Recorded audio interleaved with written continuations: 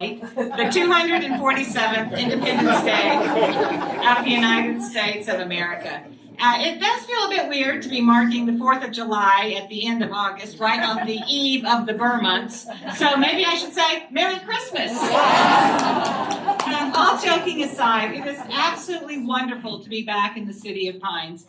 You know, my home state of Arkansas, and my hometown in Little Rock, where I'm from, Hall High School, which is right in my neighborhood, our alma mater has a refrain that says, "By lofty hills of stately pines." This area is really very much like Little Rock, Arkansas, but these are majestic mountains of stately pines, not lofty hills. But it does really feel like home to come back. Baguio is the one place in the Philippines that I've been able to come back for a third time, the only place, and I'm so happy to be back here. This residence, of course, plays a very significant role in the history of the U.S.-Philippine relationship, as Mark has already said, as marking our partnership as friends, partners, and allies. Although it was completed in 1940 to serve as the residence for the then U.S. High Commissioner to the Philippines, this historic home was occupied shortly thereafter by the Japanese until the liberation of Baguio on April 27, 1945. And as Mark said, it was here on September 3rd, 1945, that General Yamashita formally surrendered, marked by this painting here, ending the Second World War in the Philippines. Starting in 1946, this building has been the U.S. Ambassador's Baguio residence, the summer residence, serving as a venue for numerous meetings and events.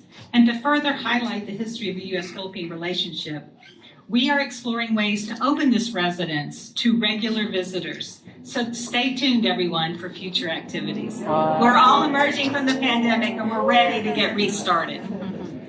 During the pandemic, our tradition of holding an Independence Day celebration had to be put on hold, as so many celebrations were, not just here in the Philippines, but around the world. And so I am excited to restart our tradition tonight with all of you.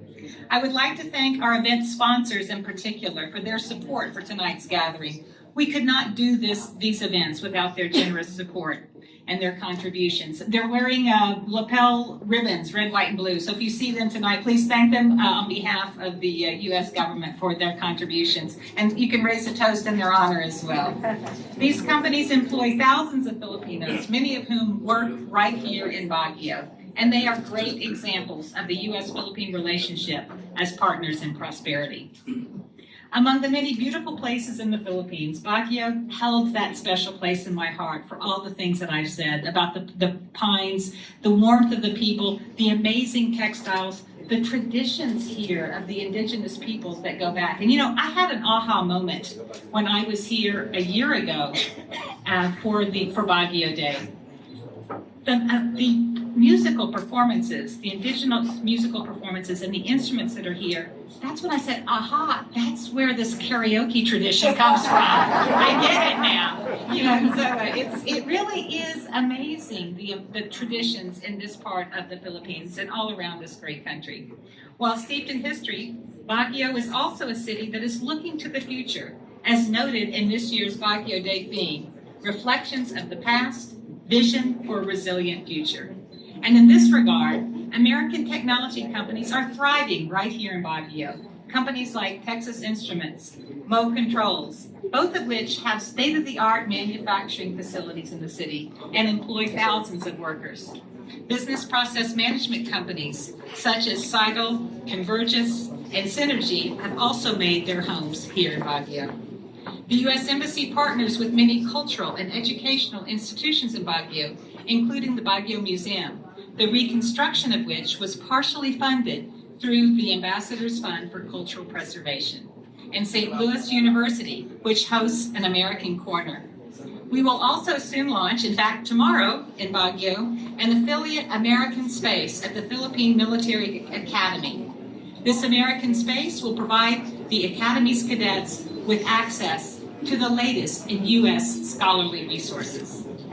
Yesterday, August 30th, was the 72nd anniversary of the signing of the Mutual Defense Treaty between the United States and the Philippines. 72 years later, our commitment to the U.S.-Philippine alliance is and will remain ironclad, just as President Biden has recently reaffirmed. And tomorrow, I'm excited to join city leaders to celebrate Baguio City's 114th Charter Day. On September 3rd, I will be participating in the closing ceremony for Baguio's first ever Victory Day bike ride, which will take riders around some of the many impressive historical sites in this city. So in commemoration of our U.S. Independence Day, Baguio Charter Day, and our deep and enduring vibrant ties to this city, I'd like to say thank you so much for coming, and if I can get this right, Agyamana. And now we will propose a toast in a moment, but I would like